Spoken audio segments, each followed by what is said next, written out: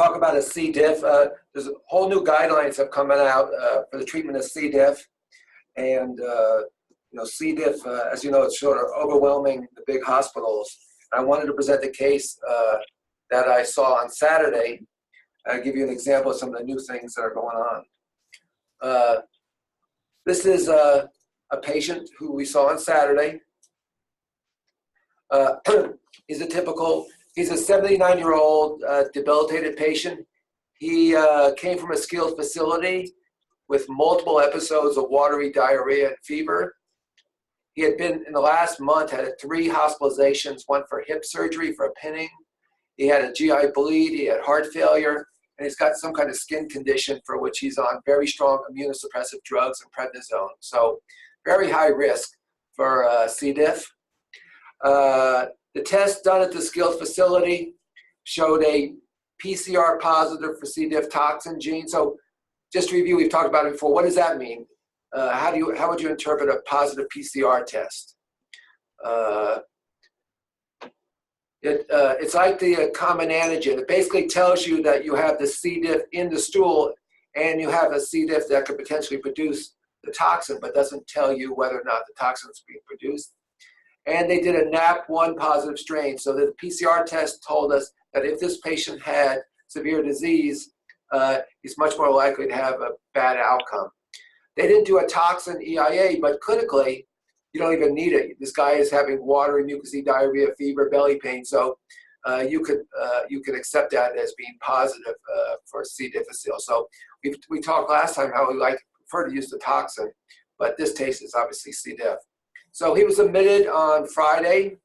Last Friday, he was hypotensive. He was given fluids. His white count was 13,000. His creatinine was up from 1.2 to 2.1. He had a CT scan, showed diffuse colitis, and he was appropriately started on oral vancomycin. But he was a lot of risk factors for bad disease.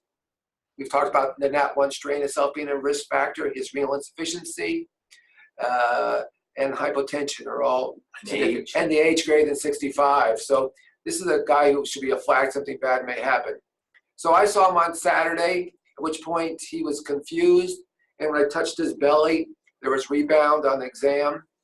And the medical service had appropriately also called for surgical evaluation. So 48 hours after onset of the C. diff, he was not doing very well. So as you know, the usual procedure in these cases is when they have all these risk factors, because of the very good chance he's going to have death, is you take out the colon and a total colectomy. And that's a picture from one of our patients taken by the surgeon for us. A subtotal colectomy, 80% mortality, and the morbidity is obviously horrible. And this is a patient who, of all these, he's in and out of the hospital, he's immunocompromised, he's old, he's got renal insufficiency, probably wasn't going to even survive the surgery. But this has been the standard operating procedure, is that usually you don't have healthy young people you're operating on. You have patients with a lot of comorbidities who, are very high risk, and you really don't want to do surgery. And so the surgeon was great. We talked about it, and he did what's a procedure that's now being talked about in the guidelines. Is called the diverting ileostomy. So what they do is basically take the end of the ileum before it goes into the colon, and they take it out to the skin. They make 2 holes. You can see on the skin on the left, one hole allows the ileum, which is the end of the small intestine, to drain into the bag. And at the other end, where the ileum goes into the colon, they put a Foley catheter. And I took a picture of this guy's belly the day after surgery. So the ileum drains into the bag, and then you have a Foley going directly into the guy's colon. Very minor surgery. It's basically just doing a very minimal. It's actually done laparoscopically, and so it's a very easy, well-tolerated procedure. And so what you do is create a diverting loop ileostomy. Inter-op, you flush the colon with various solutions, with ileostomy to get all the stuff out of it. And then you do antegrade. So you then flush the Foley, you add vancomycin. into the colon. So basically, the guy has an ileus, so oral vancomycin is not going to get in. IV doesn't work. And basically, you're now lavaging the colon with vancomycin right into the colon. And the mortality of this surgery is only about 20%. And you're not really cutting up debilitated patients. So he had this done Saturday evening. So within about 24 hours, coming to the hospital, he'd already had the surgery. He's put in the intensive care unit. And so the advantages of the loop ileostomy procedure, one, it can be done laparoscopically.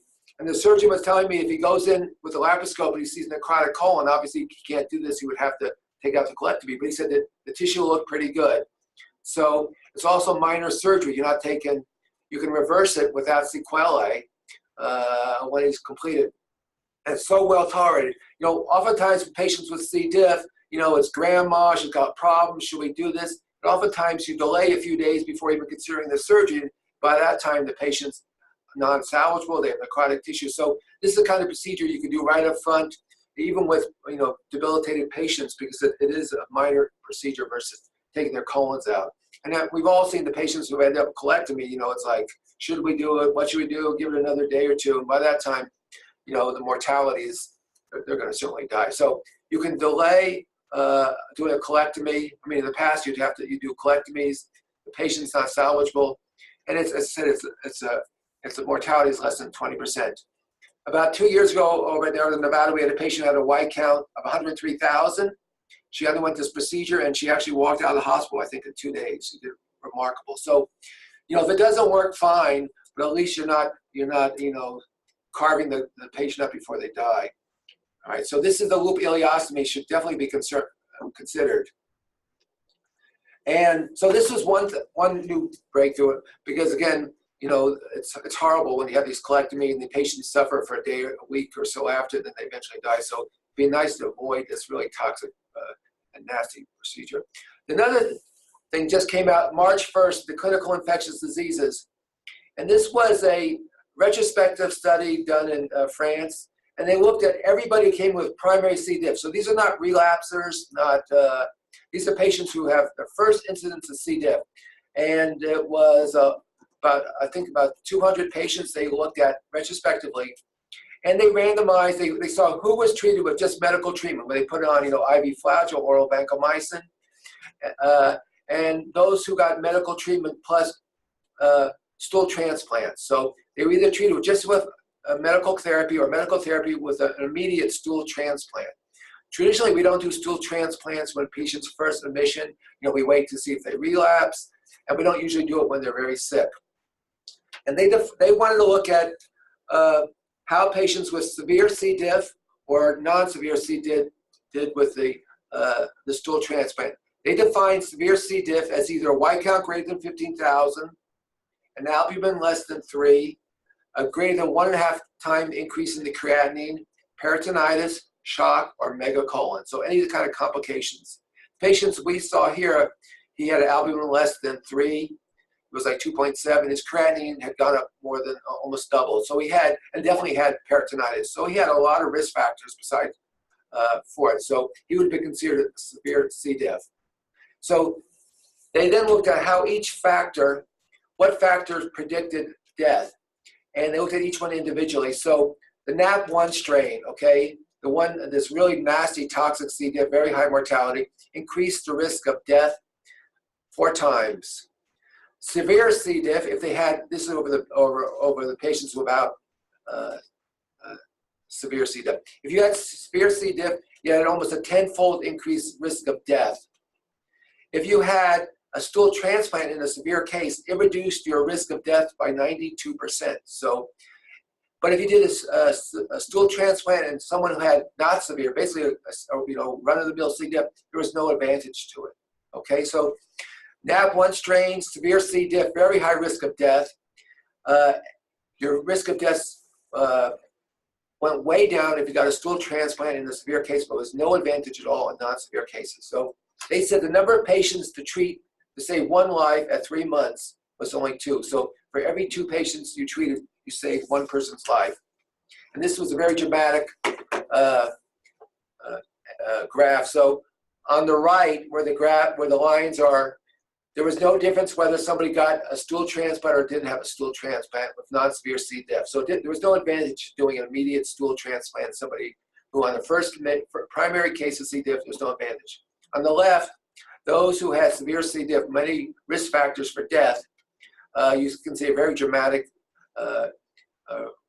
decrease in mortality, almost like 80% there. So I think it went from 40% death to 12% in patients with severe C. diff overall. So this editorial was very strongly recommending going ahead with a stool transfer for severe C. diff. And so we had this patient still in the hospital, and he's off pressors, but he still has an ileus as of yesterday. And so the gastroenterologist who's now seen the case, he said he'd be real happy to very easily do a stool transplant through that Foley catheter and probably help him get over the ileus and get well. So they were talking about it yesterday. So that's what I'm hoping they're going to do in this patient.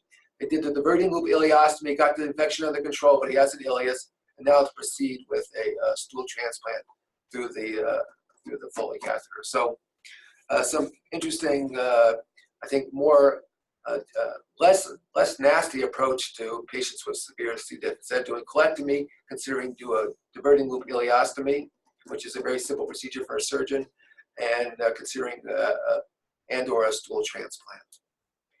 So Jessica's going to talk a little bit about some of the new guidelines that just came out for C. diff. So we were going to do intra-abdominal infections, and then Dr. Krasner had this amazing case, and the guidelines were just updated, so we figured one last C. diff presentation for a little bit. We promise. Unless you guys bring a C. diff case, we'll be happy to discuss it, but no more C. diff from us for a while after this. So bear with us, please. We've been waiting for these guidelines for a while. They were just published in February of 2018. They say 2017 there, but they were just published, and we've been.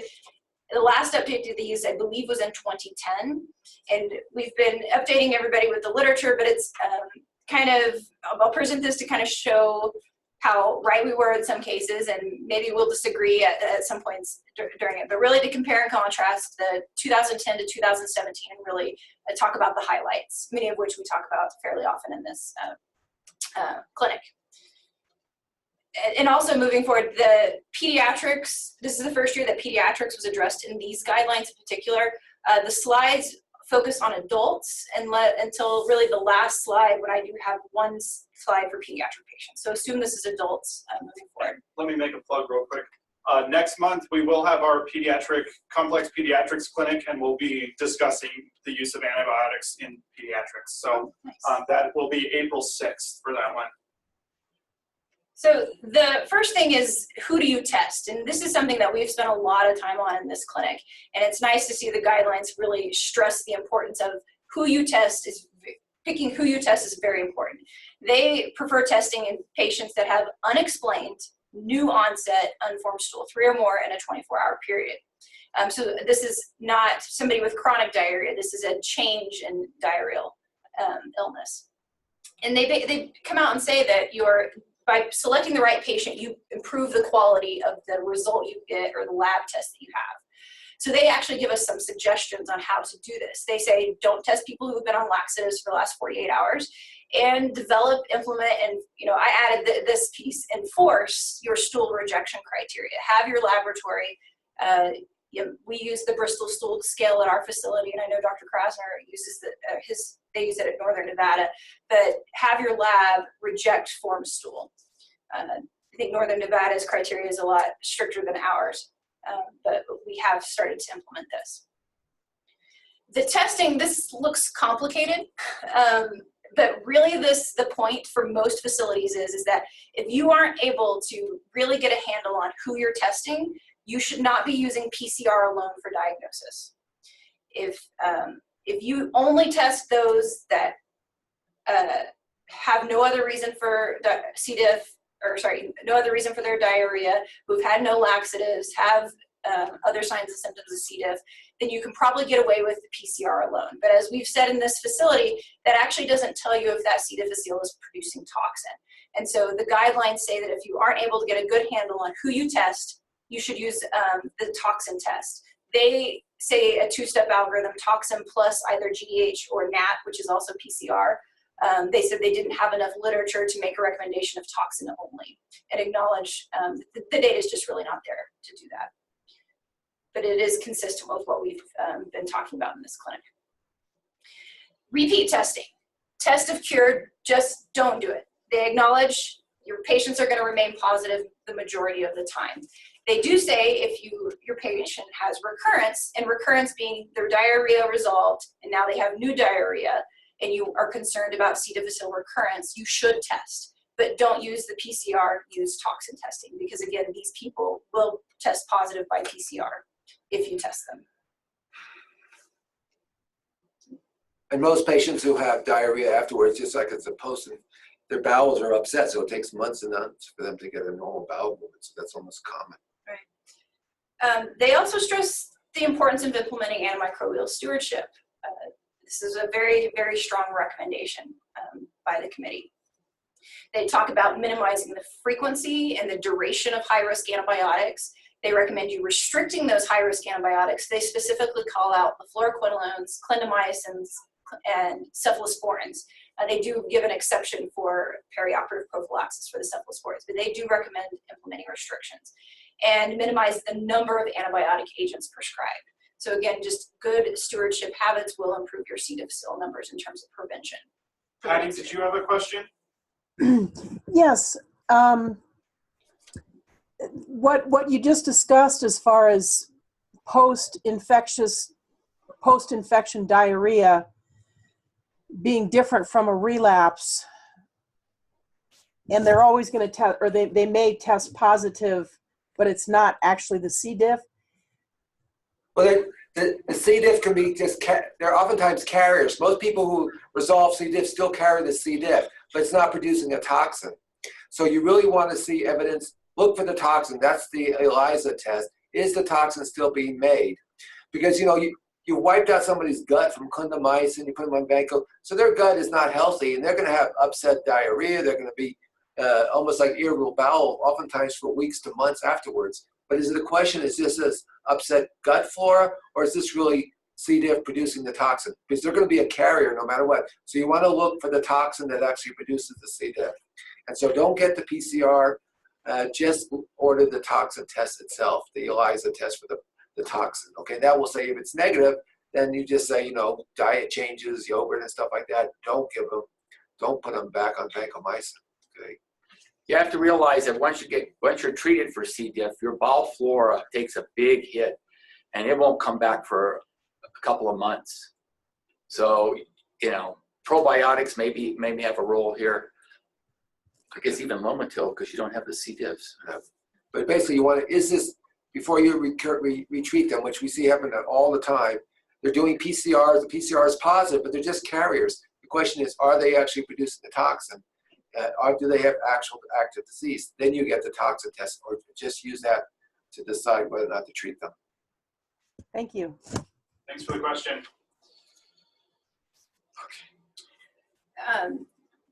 Now going into treatment, they maintain to discontinue therapy with the inciting antibiotic agent. So if they develop C. difficile while you're on ceftriaxone for pneumonia, you should stop that. But they now add the comment that the biggest reason is that by continuing concomitant antibiotic therapy, say with that ceftriaxone, while you're treating your C. difficile, actually increases your risk of recurrence. And so we really want to discontinue those concomitant antibiotics if at all possible, or at least de-escalate to a lower inducing agent if you cannot DC antibiotics completely.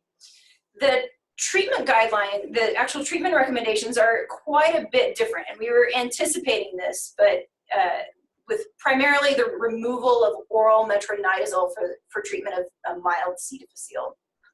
The treatment of non-severe to severe C. diff is now the same. You use oral vancomycin, or you can use fidaxomicin. At our facility, we use oral vanco due to the costs associated with fidaxomicin. It is a relatively expensive agent. However, it is non-inferior to oral vancomycin in the non-severe to severe population. They now recommend a duration of 10 days. Previously, they recommended a duration of 10 to 14 days.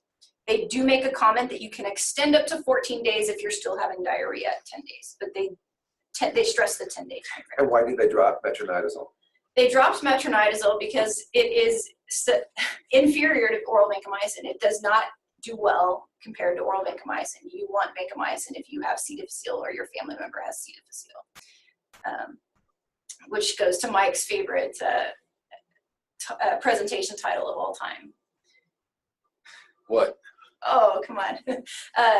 Where you give metronidazole to your mother-in-law and vancomycin. Oh, yeah. Yeah, there's one ID physician that said that he was talking about whether to use vancomycin or Flagyl. He said you give vancomycin to your mother, but you can give Flagyl to your mother-in-law. I have a question here on this initial non-severe to severe Vanco 500 PO up there or NG, but what's the? You're talking about for fulminant C. difficile? Yeah, so but if the patient can tolerate, can get the 125 into the gut, you shouldn't need to go higher than that. Let's say the ileus or something. Well, that's an ileus, right? So it's kind of moving unclear. into the fulminant section. So previously this was referred to as severe complicated see. C. difficile, and now they've changed the name to fulminant, but the definition is exactly the same as it was previously. If you have hypotension, shock, ileus, or megacolon, you go all out with treatment, really. They do recommend the 500 milligram dose, Q6 hours. Whether or not you have an ileus, you should be giving that orally or by NG tube. But if you do have an ileus, you also want to add IV Flagyl or metronidazole because you are concerned that the vancomycin is not getting to the site of action. So you would add IV Flagyl and potentially even rectal vancomycin via a retention enema every 6 hours. The high dose of vancomycin, in theory, it shouldn't make much difference because there's the MICs to vancomycin are so low, but they did maintain this recommendation moving into this guideline and didn't really spend a lot of time discussing dose and the rationale. But in theory, 125 should be just as good as 500 if it's getting to the site of action. Any other questions about that? No, thanks. I was hoping that these guidelines, and I know it was wishful thinking, would really define the criteria for surgical consultation and the criteria for surgical intervention. This is one of these really tricky areas where if you do a colectomy too early, you run the risk of removing somebody's colon for no reason, but if you wait too late, the mortality is almost 90%. They didn't go that far, but they do talk about the types of surgical intervention, and the best data is with subtotal colectomy, but data is rapidly being published on the diverting loop ileostomy, of which Dr. Krasner just presented an example of at our facility this weekend. And they do comment that while the data is not as good, the data that has been published is incredibly promising and shows improved outcomes so far compared to other methods such as subtotal colectomy. For recurrence, this is another big change. They break it down quite a bit here. If you used Flagyl or metronidazole for your first treatment course, even though they don't recommend doing that anymore, you should treat your second occurrence with oral vancomycin, a standard course.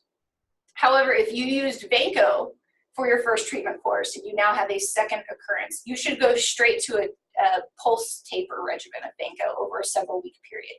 Or you can go to fidaxomicin. Those are equivalent recommendations from the guidelines. For the third or more recurrence or occurrence, second recurrence, they recommend going now to fecal transplant. That they gave several different options here. They said you can go again with a pulse taper Vanco regimen. You can do Vanco followed by a rifaximin chaser, or you can go with fidaxomicin. But the best level of evidence is actually with fecal transplant. But they do recommend waiting until the third episode. These guidelines were published before the study that Dr. Krasner just presented, so maybe we need to move this up in the, even though these guidelines are only a month old, do we need to now consider making adjustments in our clinical practice based on the study that Dr. Krasner just presented? we're going to have that discussion in our facility next week, actually. Any questions about this section? Yeah, Patty. For the fecal transplant, I had a patient a year ago who seemed to be relapsing or recurring, but now, anyway, I might have managed this differently last year, but in the question of the fecal transplant, it had gotten to a point where we were considering that, and the GI that she was going to was not University of Reno, and so they were telling her she had to come up with her own donor.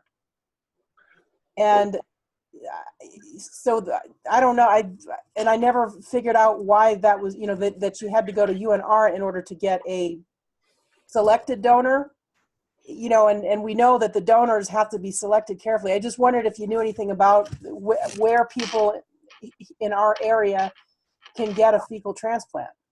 This is an area that is rapidly changing, and I am not surprised that if it was 4 years ago that was the discussion, that the GI physician had said that. It was just last year. The FDA had a statement that, I believe they had a statement at some point saying that you should use a known donor. But now more and more studies are becoming available that use basically stool banks, if you will, such as one example would be Open Biome, where you can purchase frozen stool in any formulation you wish, whether that be a Slurpee or pills. There are even stool pills. We use a stool bank at our facility, but a few years ago, a lot of the GI surgeons were following the FDA's recommendation. From my understanding, the FDA has not updated that recommendation one way or the other. Yeah, Google Open Biome. It's real interesting. It's in Boston, I think. Actually, they have sites across the country. And they've already checked for They've done all the infectious AIDS diseases testing. yeah, Anything that hepatitis. So that, so I guess there's no reason why you guys would know, but why wouldn't the GI recommend going to Open Biome? I mean, I just can hardly imagine, and the patient could hardly imagine even approaching someone new to become their fecal donor, you know? I'm just kind of curious. I don't know. I didn't have this information last year, and I wish I did. Yeah, I mean, the thought is that if you feel more comfortable. I mean, you're taking stool from, it's like swapping spit, but potentially more. Feel more comfortable swapping spit with somebody I know than somebody I don't. But I think that probably Open Biome does, or at least these stool banks appear to do a much more thorough job of screening their donors. Okay. I really think that this is the way it's going. In fact, I believe even the study that you presented, Dr. Krasner, they transitioned from known donors to a stool bank, or frozen stool, I guess, midway through the study, and showed no difference in outcome, or when they did their subgroup analysis. But it is physician dependent, but it is potentially worth bringing up if they are unable to find a donor or not. But this is who we use at our facility. You use Open Biome. Okay, thank you. All right, no more C.Diff ever. Wait, I'm not done. Oh, sorry. I'm pretty close. Let's see. It ended. Somebody else have a question? Yours is on still? Oh, Beth. Beth, did you have a question? Okay. I'll finish up. Yeah. Going back to metronidazole, I said they don't recommend metronidazole, and that's true. They don't recommend it as first-line therapy, but they say that it is still an option for non-severe C. diff in resource-limited settings. So a patient that cannot afford oral vancomycin, or oral vancomycin is not available for one reason or another, it's still an option for fulminant C. diff, and they really stress that metronidazole should not be used for repeated courses or for prolonged use, because it can cause irreversible neurotoxicity. And they spend a lot of time talking about this in the guidelines. And then I'm no pediatric pharmacist, but there is some interesting information in here. one of the questions I always get is, do we test infants for C. difficile? And they say, no, do not routinely test. Just the rate of colonization is 60, I think it's 60% or higher. It's incredibly high. So if you look for C. diff, you are going to find C. difficile in an infant. And infants routinely have loose stool. So what is the definition of diarrhea in an infant? They recommend just not testing unless you've ruled everything else out. And then they didn't talk, I know where you're going, but go ahead. Well, the other thing is you don't do a toxin test with kids either, because they don't, their gut doesn't have the receptor, the colon doesn't have the receptor for the toxin to sit on, so. Yeah, I was looking for, they didn't actually mention that. I've read that as well in other studies, but they didn't discuss it in this, so it's interesting.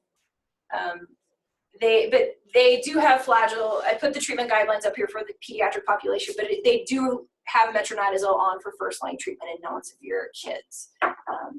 That's where the data does show benefit in that population. So, in summary, test the right patient, implement stool rejection criteria. Most facilities should not use the PCR alone. And if you do, I'm impressed that you're able to implement the above criteria. Antimicrobial stewardship, antimicrobial stewardship, antimicrobial stewardship. The most important thing with the prevention of C. diff. And that's why this is seems like it's a C. diff clinic rather than an antimicrobial stewardship clinic. No oral flagell unless you absolutely have to. Move up in your the pulse taper Vanco to earlier in the progression of treatment, and consider fecal transplant earlier than we did previously. And now we're done with C. diff. All right, thank you so much, everyone. As I said, we'll have a clinic on April 6th focused on antibiotic use in pediatrics. And then this clinic here will meet back on April 19th, and we'll discuss intra-abdominal infections. Thank you. Thank you, guys. Oh, you didn't.